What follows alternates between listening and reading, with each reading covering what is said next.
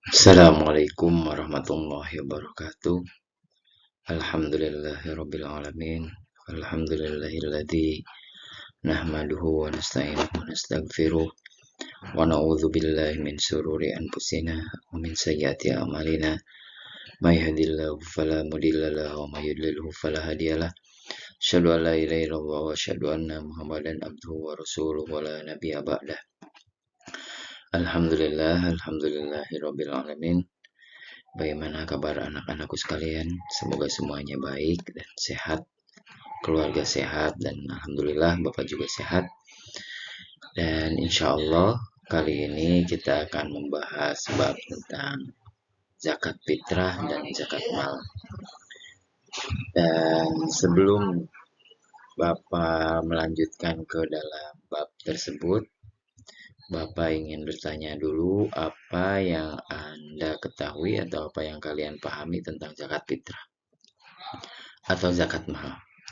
Mungkin selama ini sudah hampir tiap tahun ya kita membayar zakat fitrah karena emang itu sudah kewajiban bagi setiap muslim. Ada yang tahu? Nah, alhamdulillah untuk zakat fitrah rata-rata sudah tahu, dan sekarang zakat mal kita akan membahas zakat mal ini yaitu zakat harta. Zakat harta ini memang ada nisab dan ada batasnya ya. Dan alhamdulillah setelah kita pertemuan kemarin membahas materi penyembelihan, sekarang kita lanjut ke bab zakat fitrah dan zakat mal. Kemudian kita lihat peta konsep dalam zakat fitrah, zakat mal ini ada pembagian yaitu zakat fitrah dan zakat mal ini dibedakan, ada pengertian, kemudian ada hukum, ada syarat juga. Nah, kemudian ada yang berhak menerima dan ada hikmah di balik kegiatan kita untuk berzakat. Itu pasti ada hikmah. Jadi seluruh apa yang diperintahkan Allah itu pasti ada hikmahnya. Nah, ini adalah pengertian zakat fitrah. Zakat fitrah yaitu zakat yang diwajibkan bagi seluruh umat Islam tanpa terkecuali pada akhir bulan Ramadan. Nah, banyaknya harus dikeluarkan sebanyak 1 sok atau setara 2,5 kilogram. Ini dari makanan pokok suatu kaum atau 3,5 liter ya dari makanan pokok suatu. Jadi tergantung di daerahnya masing-masing. Kalau misalkan di Indonesia, terutama di Indonesia ya berarti dengan makanan pokoknya beras, ya berarti zakatnya memakai beras. Dan bisa dengan uang juga, bisa dengan uang. Kalau nggak salah dari MUI itu di kisaran harga 30 sampai 35 ribu. Sesuai apa yang kita makan. Itu kalau zakat fitrah. Dan ini adalah syarat wajib zakat fitrah. Ini adalah syarat wajib zakat fitrah yaitu beragama Islam. Kemudian lahir sebelum maghrib di akhir Ramadan. Nah, ini makanya kenapa bayi yang lahir sebelum Idul Fitri itu wajib berzakat ini. Wajib mempunyai zakat fitrah. Kemudian mempunyai kelebihan harta dari kebutuhan pokoknya. Jadi memang bukan ada selisih ya. Jadi ada yang bisa disisihkan, makanya wajib berzakat, kecuali memang fakir miskin yang memang tidak bisa mendapatkan, tidak bisa bukan muzaki ya. Jadi tidak bisa berzakat kalau fakir miskin. Nah, selanjutnya kita akan bahas tentang zakat mal. Zakat mal ini adalah bagian harta dari seorang atau badan hukum yang wajib diberikan kepada orang-orang tertentu dan dimiliki penuh dalam kurun waktu tertentu. Jadi ini adalah zakat mal ya. Bagian harta atau dari seseorang. Jadi ada nisabnya. Ada batas tertentunya, yaitu kalau misalkan zakat harta itu di kisaran 85 gram emas. Kalau misalkan 1 gramnya itu 1 juta, berarti kurang lebih 85 juta yang sudah wajib zakat. Itu tanpa, istilahnya itu sudah aman ya, uang aman 85 gram itu ya. 85 gram emas di kisarannya kurang lebih kalau 1 juta di 85 jutaan. Kemudian ini jenis kekayaan yang wajib dikeluarkan zakatnya.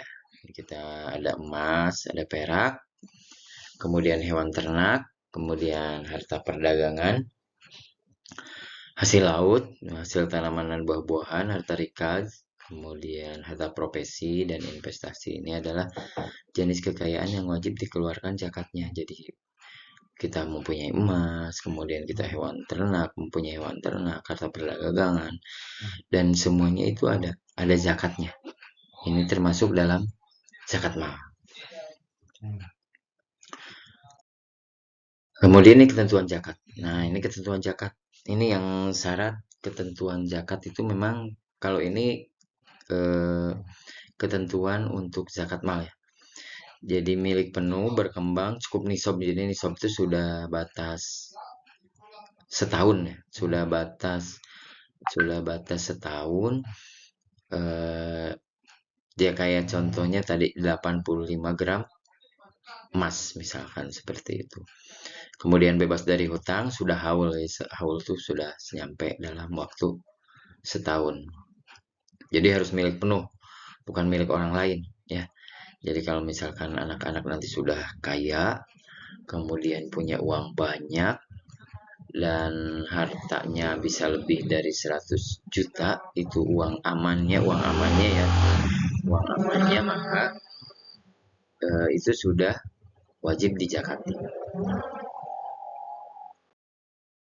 Nah, kemudian siapa aja nih yang penerima zakat? Nah, penerima zakat ini antaranya fakir, miskin, amil, mualaf, hamba sahaya, gorim, fisabilillah, dan ibnu sabil. Jadi ini adalah orang-orang yang berhak menerima zakat. Terutama kalau di masyarakat kita mungkin fakir miskin ya. Fakir miskin karena mungkin yang sehari-harinya dia bisa makan atau besoknya juga tidak bisa makan. Seperti itu. Jadi ini sangat penting sekali untuk kita mengetahui bahwa ini adalah orang-orang yang berhak menerima zakat. Kemudian manfaat zakat. Ini adalah manfaat zakat. Manfaat zakatnya yaitu membentuk karakter yang peduli orang yang kesulitan dan membutuhkan. Kemudian membentuk karakter syukur.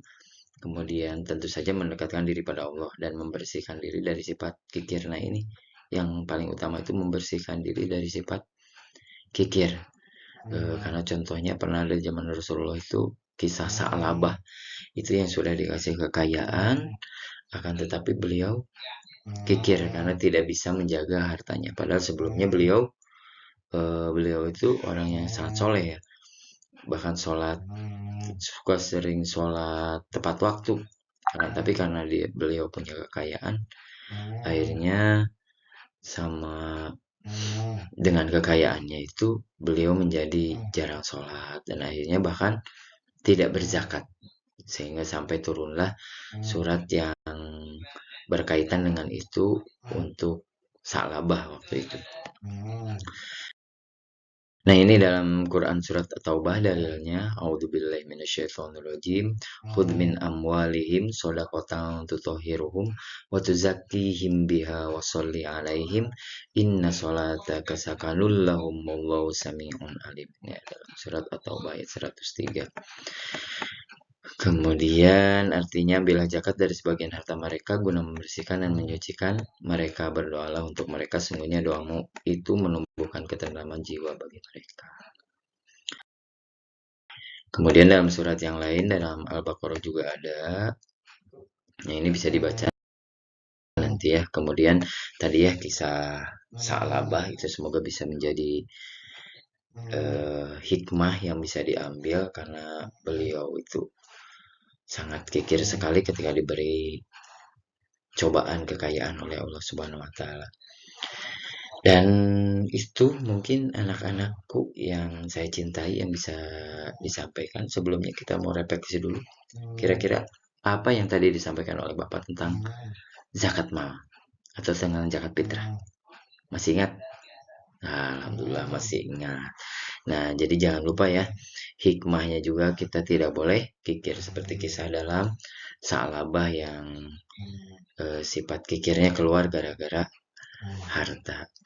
Nah, mungkin itu saja yang dapat Bapak sampaikan, kurang dan lebihnya mohon maaf. Insya Allah kita bertemu lagi di pertemuan berikutnya dengan masih bahasan yang sama dalam zakat mal, terutama cara perhitungannya.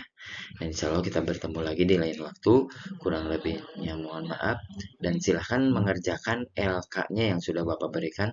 Assalamualaikum warahmatullahi wabarakatuh.